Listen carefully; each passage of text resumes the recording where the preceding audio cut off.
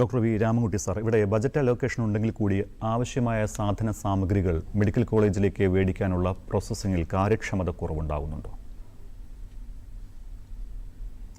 കാര്യക്ഷമത ഒന്നുകൂടെ പറയാമോ? സാധനങ്ങൾ വാങ്ങുന്നതിൽ സിസ്റ്റത്തിൻ്റെ തകരാറാണെന്ന് പറഞ്ഞല്ലോ, എവിടെയാണ് ഈ കാര്യക്ഷമത കുറവ് കാണുന്നത്?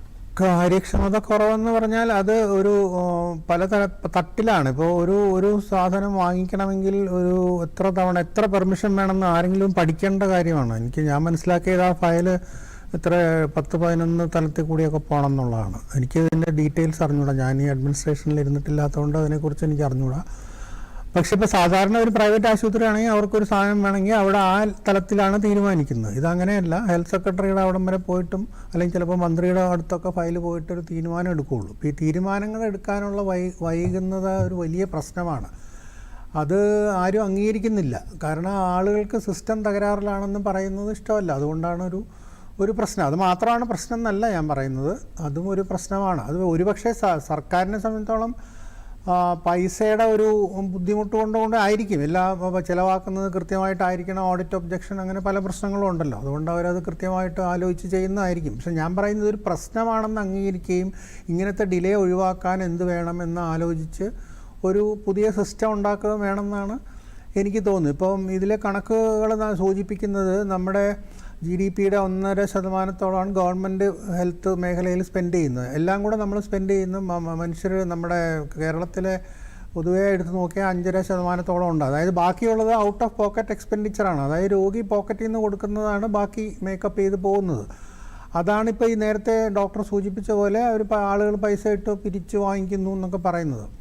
അപ്പോൾ അതിൽ നിന്ന് പുറത്ത് കിടക്കണമെങ്കിൽ ഗവൺമെൻറ്റിൻ്റെ സ്പെൻഡിങ് കൂട്ടണം. അത് വലിയൊരു ചാലഞ്ചാണ്. അതല്ലാന്ന് ഞാൻ പറയുന്നില്ല. ഈ സർക്കാരിനെ അല്ല ഞാൻ പറയുന്നത്, ഏത് സർക്കാരായാലും ഗവൺമെൻറ് സ്പെൻഡിങ് എങ്ങനെ ഹെൽത്തിൽ കൂട്ടും എന്നുള്ളത് വലിയൊരു ഇഷ്യൂ ആണ്. അത് ഒരു കാര്യം കൂടെ ഞാൻ പറയാം. അത് ഇതിനെക്കുറിച്ച് കുറേ കാലമായിട്ട് പഠിപ്പിക്കുകയും ചെയ്തിട്ടുള്ള ഒരാളെന്നുള്ള നിലയിൽ ഇത് ഇവിടെ മാത്രമല്ല, എല്ലായിടത്തും ഹെൽത്ത് കെയറിൻ്റെ എക്സ്പെൻഡിച്ചർ ഒരു വലിയ ചാലഞ്ചാണ്. ഇപ്പോൾ NHS പോലെയുള്ള വളരെ സ്മൂത്തായിട്ട് ഓടിക്കൊണ്ടിരിക്കുന്ന സിസ്റ്റത്തിൽ പോലും പൈസ ഇല്ലാതെ അവർ കഷ്ടപ്പെടുന്നുണ്ട്. അപ്പോൾ അതൊരു പ്രശ്നമാണെന്ന് നമ്മൾ അംഗീകരിക്കുന്നത് നല്ലതാണ്. ആ രീതിയിൽ മന്ത്രി പറഞ്ഞത് ശരിയാണ്. അപ്പോൾ അതിന് അടുത്ത തലത്തിൽ എന്താണ് ചെയ്യാൻ പറ്റുക എന്നുള്ളത് അതൊക്കെ തീരുമാനിക്കേണ്ടത് രാഷ്ട്രീയക്കാരും പോളിസി മേക്കേഴ്സും ഒക്കെയാണ്. പക്ഷേ ഇതൊരു പ്രശ്നമാണ് എന്നുള്ള അംഗീകരിക്കപ്പെടുന്നത് നല്ല കാര്യമാണെന്ന് എനിക്ക് തോന്നുന്നു. നേരത്തെ ലാൽ സാർ സൂചിപ്പിച്ച പോലെ കൂട്ടായി പരിഹരിക്കണമെന്ന് പറഞ്ഞു. സാറിൻ്റെ ഒരു വ്യക്തിപരമായ അഭിപ്രായത്തിൽ എങ്ങനെ ഇതിനൊരു പ്രശ്നപരിഹാരം ഉണ്ടാക്കും, സ്ഥായിയായ പ്രശ്നപരിഹാരം? അങ്ങനെ ഇപ്പോൾ എനിക്ക് മാത്രമായിട്ടൊരു പരിഹാരം പറഞ്ഞു തരാൻ സാധിക്കില്ലല്ലോ. ഞാനിപ്പോൾ ഈ പല 10, 25, 30 വർഷമായിട്ട് പല ഗവൺമെൻറ്റുകളിലെയും പല കമ്മിറ്റികളിലും ഇരുന്ന് ഇങ്ങനെയുള്ള കാര്യങ്ങൾ പഠിച്ചിട്ടും അതിനെക്കുറിച്ച് ഉള്ള നിർദ്ദേശങ്ങൾ ഞാൻ മാത്രമല്ല ഞങ്ങളുടെ ഗ്രൂപ്പായിട്ട് പലരും കൊടുത്തിട്ടുമുണ്ട്.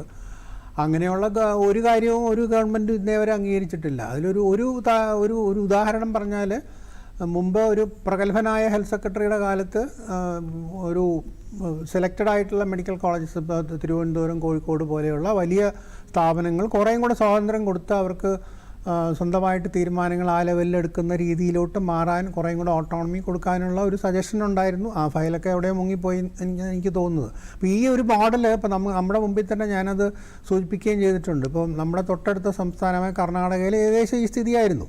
അപ്പോൾ അവിടെയുള്ള ബാംഗ്ലൂർ മെഡിക്കൽ കോളേജ് എന്ന് പറയുന്ന നമ്മുടെ ട്രിവാൻഡ്രം മെഡിക്കൽ കോളേജ് പോലെയുള്ള വളരെ പഴയ ഒരുപാട് രോഗികൾ വരുന്ന സ്ഥാപനത്തിനെ അവരൊരു 10-20 കൊല്ലം മുമ്പ് സ്വതന്ത്രമാക്കി. അതായത് ഗവൺമെൻറ്റിൻ്റെ കീഴിൽ തന്നെ, പക്ഷേ അതിന് പ്രത്യേക ഒരു കമ്മിറ്റിയും വേറെ എവിടെയും പോകാതെ അവർക്ക് തീരുമാനങ്ങൾ എടുക്കാവുന്ന രീതിയിൽ ഫണ്ട് റേസ് ചെയ്യാനും. ഇപ്പോൾ ഗവൺമെൻറ്റിന് ആ ഒരു സ്ഥാപനം സ്വതന്ത്രമാണെങ്കിൽ സംഭാവനകൾ സ്വീകരിക്കും.